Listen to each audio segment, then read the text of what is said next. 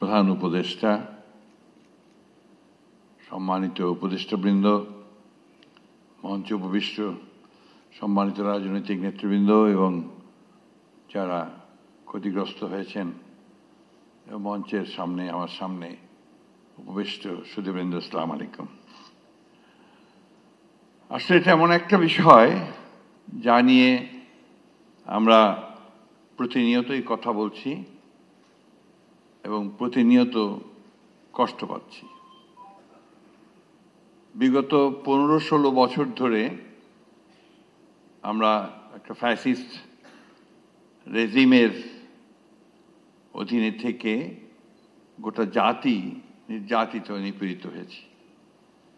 আমার এখনো মনে পড়ে, এই কথা আমি বলতে চাই এই জন্যে যে যেদিন কেয়ারটেকার গভর্নমেন্ট সিস্টেমকে আপনার বাতিল করা হলো, সেই দিন আমাদের সামনে বসে আছেন আমার দেশ পত্রিকার সম্পাদক মাহমুদুর রহমান। তিনি তার পত্রিকার হেডলাইন লিখেছিলেন, ফ্যাসিস্টদের আগমনের শব্দ পাওয়া যায়। So for I remember. এবং আমরা তখন থেকেই এই ফ্যাসিস্ট আওয়ামী লীগ সরকারের বিরুদ্ধে আমাদের কথা বলেছি, আমাদের প্রতিবাদ করেছি। এবং আপনারা ইতিমধ্যেই শুনেছেন আমাদের রাজনৈতিক বন্ধুদের কাছে যে আমাদের তখন থেকে আমাদের অসংখ্য নেতা কর্মী তারা তাদের নির্যাতনের শিকার হয়েছেন, হত্যার শিকার হয়েছেন এবং বিচারের নামে অনেক রাজনৈতিক নেতা এবং আলেম উলেমাদের এবং রাজনৈতিক নেতৃবৃন্দকে হত্যা পর্যন্ত করা হয়েছে। সেই সময়ে আমি আগের কথা বলছি। আমি ধন্যবাদ জানাতে চাই জাতিসংঘের মানবাধিকার কমিশনকে যে আমাদের মাননীয় প্রধান উপদেষ্টা আহ্বানে সাড়া দিয়ে তারা অতি দ্রুত এখানে এসছেন এবং জুলাই আগস্টে যে হত্যাকাণ্ড, সেই হত্যাকাণ্ডের ওপরে তারা ইনভেস্টিগেট করেছেন, তার রিপোর্ট তারা খুব দ্রুত দিয়েছেন। কিন্তু এর যে শুরুটা, এটা তো অনেক আগে থেকেই। এই 15-16 বছর ধরে অত্যন্ত সুপরিকল্পিতভাবে, অত্যন্ত একেবারে কনসার্টেড ওয়েতে গণতন্ত্রকে ধ্বংস করা, মানুষের অধিকারগুলোকে বিলীন করে দেওয়া এবং একটা একদলীয় শাসন ব্যবস্থাকে এস্টাবলিশ করার জন্যই কিন্তু কাজগুলো তারা করে গেছে। আমি আমার অন্তরের অন্তঃস্থল থেকে যারা এই দীর্ঘ আন্দোলনে শহীদ হয়েছেন, বিশেষ করে জুলাই আগস্টে আমাদের সন্তানেরা যারা শহীদ হয়েছেন তাদের প্রতি এবং তাদের সঙ্গে যারা আহত হয়েছেন, যারা অঙ্গহানি হয়েছে যাদের, তাদের সকলের প্রতি আমার শ্রদ্ধা জানাচ্ছি এবং আমার দলের পক্ষ থেকেও তাদের প্রতি আমি শ্রদ্ধা নিবেদন করছি। আজকে সকালে একটা অনুষ্ঠানে গিয়েছিলাম, মায়ের ডাকের একটি অনুষ্ঠান। সঞ্জিদা এখানে আছে কিনা আমি জানি না। এই একটি মেয়ে যাকে আমি স্যালিউট করি, যারা গুম হয়ে গেছে, এই পরিবারগুলোকে নিয়ে তাদের কথা বলতে এই মেয়েটি এককভাবে লড়াই করেছে। আজকে তার কথা আমার নিশ্চয়ই বলতে হবে। হুমার কথা বলতে চাই এই জন্যে যে জাতিসংঘের আমরা যখনই কোনো নির্যাতনের শিকার হয়েছি, যখনই আমাদের কেউ গ্রেফতার হয়েছে, যখনই শারীরিকভাবে নির্যাতিত হয়েছে, আমরা কিন্তু জাতিসংঘের অফিস থেকে ছুটে গেছি এবং আমরা সেখানে যাকে পেয়েছি, হুমাকে পেয়েছি। হুমা সবসময় আমাদের সঙ্গে সেই সহযোগিতাটা করেছে। আমি তাকেও আজকে আন্তরিকভাবে আমি অভিবাদন জানাতে চাই।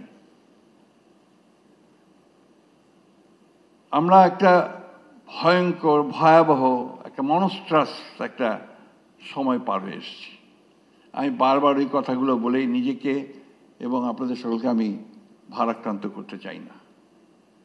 কিন্তু এটা সত্য যে সেই সময়টা ছিল আমাদের জন্য একটা ভয়ঙ্কর সময়। আমাদের দলের 60 লক্ষ মানুষের বিরুদ্ধে মিথ্যা মামলা হয়েছিল। এখনো সেই মামলা কিন্তু তুলে নেয়নি আসিফ নজরুল সাহেব, কিছু কিছু বাকি আছে এখনো। আমরা আশা করছি যে খুব শিগগিরই এই মামলাগুলো তুলে নেওয়া হবে। আমাদের প্রায় 1700 নেতা কর্মীকে গুম করে দেওয়া হয়েছে, এনফোর্স ডিসঅ্যাপিয়ারেন্স। আজকে যে সকালে অনুষ্ঠানে গিয়েছিলাম, সে অনুষ্ঠানে ছোট বাচ্চা মেয়েটা, যেটা বয়স ছিল তখন যখন তার বাবাকে তুলে নিয়ে যায় 5 বছর, এখন তার বয়স প্রায় আপনার 17-18 বছর, বেশি হতে পারে বোধহয়। সে এখনো বলছে যে এখনো তো আমি আমার বাবাকে দেখতে চাই, আমার বাবা আমার হাত ধরে আমাকে ঈদের মাঠে নিয়ে যাবেন, এটা চাই। তো একই কথা বারবার আমরা শুনছি। ওই জন্যই আজকে আমাদের সম্মানিত প্রধান উপদেষ্টা এখানে আছেন, আমি তাকে ধন্যবাদ দিতে চাই, তার ক্যাবিনেটকে ধন্যবাদ দিতে চাই। অনেকেই আমরা বিভিন্নভাবে কথা বলি, কিন্তু আসলে একটা বছর খুব বড় সময় না। এই একটা বছর সময়ের মধ্যে কিন্তু তারা অনেকগুলো কাজ করেছেন, এটা অস্বীকার করবার কোনো উপায় নেই। এবং যে কাজগুলো তারা সবচেয়ে বড় যে কাজটা তারা এগিয়ে নিয়ে চলেছেন, সেটা হচ্ছে যে সংস্কারের কাজটা। আমরা 2016 সালে আমাদের নেত্রী দেশনেত্রী বেগম খালেদা জিয়া উপলব্ধি করেছিলেন যে রাষ্ট্র কাঠামোটার পরিবর্তন করা দরকার। এই কাঠামোতে মানুষের যে আকাঙ্ক্ষা তার পূরণ করা যাবে না, এবং সেই জন্যই তিনি তখন ভিশন 2030 বলে একটা আমরা ডকুমেন্ট জনগণের সামনে তুলে ধরেছিলাম। সেখানে আজকে যে কথাগুলো হচ্ছে, বিচার বিভাগের স্বাধীনতা, প্রধানমন্ত্রী এবং আপনার রাষ্ট্রপতির ক্ষমতার ভারসাম্য রক্ষা করা, আপনার হিউম্যান রাইটসকে এস্টাবলিশ করা, বিচার বিভাগের স্বাধীনতা, এ কথাগুলো তখনই ছিল। পরবর্তীকালে আন্দোলনের সঙ্গে সঙ্গে আমরা যখন আন্দোলন করেছি, মার খেয়েছি, জেলে গেছি, বারবার আমাদের ছেলেরা মরেছে, তখনও আবার আমরা 2022 সালে অন্যান্য রাজনৈতিক দলগুলোর সঙ্গে আলোচনা করে যারা আমরা একসঙ্গে আন্দোলন করছিলাম। এখানে জুনায়েদ সাকি আছেন, আমি দেখতে পাচ্ছি। জুনায়েদ সাকি প্রচুর পরিশ্রম করেছিল সেই সময়। আমরা 31 দফা কর্মসূচি নিয়ে আমরা জনগণের সামনে এসেছিলাম। যেদিন এই কর্মসূচি নিয়ে সামনে আসি আমরা, সেই দিনই আমাদের উপর গুলি হয়েছে। আমাদের অফিসের সামনে আমাদের সভা করার কথা ছিল, সেই সভা পুলিশ করতে দেয়নি, ভেঙে দিয়েছে এবং তারপর গুলি করেছে। সেখানে আমাদের মিরপুরের একটি ওয়ার্কশপে কাজ করা একটি ছেলে, সে সেখানে সেদিন শহীদ হয়। এরকম অসংখ্য, একটা দুটো নয়। তো সেই 31 দফার মধ্যে কিন্তু আবার এই সংস্কারের কথাগুলি আমরা বলেছি। আজকে পত্রপত্রিকায়, মিডিয়ায় বিভিন্নভাবে বিভিন্ন বিতর্কের কথা, মতদ্বৈততার কথা বলা হয় খুব বড় বড় করে। কিন্তু আমি যে কথাটা বলতে চাই যে গণতন্ত্রে তো কিছু মতবিরোধ থাকবেই। রাজনৈতিক দলগুলোর মধ্যে যে সব এক কথা বলবে তা তো না। এই বিষয়টাকে আমরা খুব বড় করে দেখিয়ে আমরা জাতির মধ্যে একটা অযথা একটা বিভক্তির সৃষ্টি করছি। আমি মনে করি যে আমাদের কতগুলো বেসিক বিষয় ইতিমধ্যে আমরা কনসেনসাসে আসতে সক্ষম হয়েছি। আমরা আজকে দেখলাম পত্রিকায়, খুব ভালো লেগেছে, 12টি বিষয়ে, মৌলিক বিষয়ে আমরা একমত হতে পড়েছি। বাকি যে বিষয়গুলো আছে সেই বিষয়গুলো নিশ্চয়ই আমরা যারা নির্বাচন করে একটা গণতান্ত্রিক ব্যবস্থায় যাব, অথবা যারা আমরা সরকারে যেতে পারি, তাদের দায়িত্ব হবে, কমিটমেন্ট হবে, তাদেরকে একটা অঙ্গীকারবদ্ধ হবেন তারা, যে তারা বাকি কাজগুলো সমাধান করবেন। আমরাও চাই যে অতি দ্রুত এই হত্যার বিচার হোক। আমরাও চাই যে সংস্কারগুলো যেগুলো খুব জরুরি দরকার সেগুলো অতি দ্রুত হোক। কিন্তু একটা জিনিস আমাদের সকলে বোধহয় মনে রাখা প্রয়োজন, জনগণের প্রতিনিধিত্ব সম্পন্ন সরকার, এটা বোধহয় খুব জরুরি দরকার। কারণ ম্যান্ডেট নিয়ে কাজ করা আর ম্যান্ডেট ছাড়া কাজ করার মধ্যে অবশ্যই কিছু পার্থক্য আছে। আমরা আশা করি যে আমাদের সম্মানিত প্রধান উপদেষ্টা মহোদয়ের যে ইতিমধ্যেই জনগণের সামনে যে কমিটমেন্ট করেছেন, সেই কমিটমেন্ট অনুযায়ী দেশে একটি অবাধ, সুষ্ঠু, সকলের কাছে গ্রহণযোগ্য একটা নির্বাচন হবে, এবং সেই নির্বাচনের মধ্য দিয়ে জনগণের প্রতিনিধিত্বশীল একটি সরকার প্রতিষ্ঠিত হবে, পার্লামেন্ট প্রতিষ্ঠিত হবে। এর চেয়েও বড় একটি প্রশ্ন আছে। সেই প্রশ্নটি কি? সেই প্রশ্ন হচ্ছে যে আমাদেরকে প্রতিষ্ঠানগুলো তৈরি করতে হবে, নির্মাণ করতে হবে। আমাদের যে এত বেশি সমস্যা, এই সমস্যাগুলোর মূলে কিন্তু রয়েছে যে আমাদের সমস্ত প্রতিষ্ঠানগুলোকে এই আওয়ামী লীগ ফ্যাসিস্টরা ভেঙে দিয়ে গেছে। সেটাকে আপনার নির্মাণ করতে হবে, পুনরায় নির্মাণ করতে হবে। কাজটা খুব সহজ নয়, সময় লাগবে, কঠিন হবে, ধৈর্য ধরতে হবে। আমাদের এই জায়গায় আরেকটা সমস্যা আমরা নিজেরা তৈরি করেছি সম্ভবত, যে সহনশীলতার অনেক অভাব আমাদের মধ্যে আছে।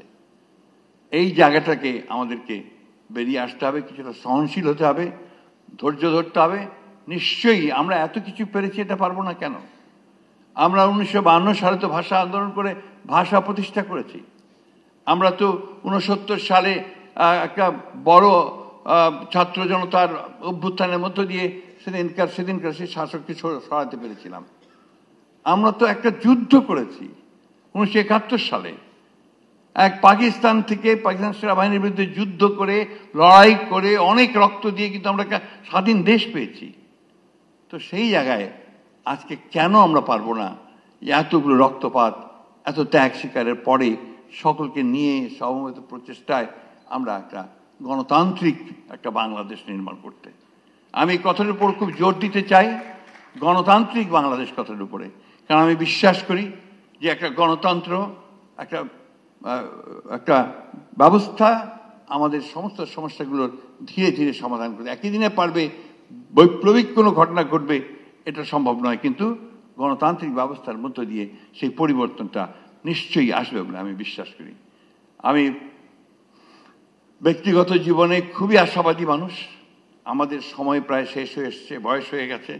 এখন যে তরুণ যারা আছেন, এখানে আছেন, অন্যান্য এখানেও আছেন, আমি আশা করব যে তারা আমাদের জন্য ভবিষ্যতে এমন একটা বাংলাদেশ গড়ে তুলতে সহযোগিতা করবেন যে বাংলাদেশে সত্যিকার অর্থেই মানুষের অধিকার প্রতিষ্ঠিত হবে, মানুষ তার অধিকার নিয়ে একটা কল্যাণমূলক রাষ্ট্র নির্মাণ করতে পারবে, এবং আমাদের এই শিশুদেরকে আর এইভাবে প্রাণ দিতে হবে না।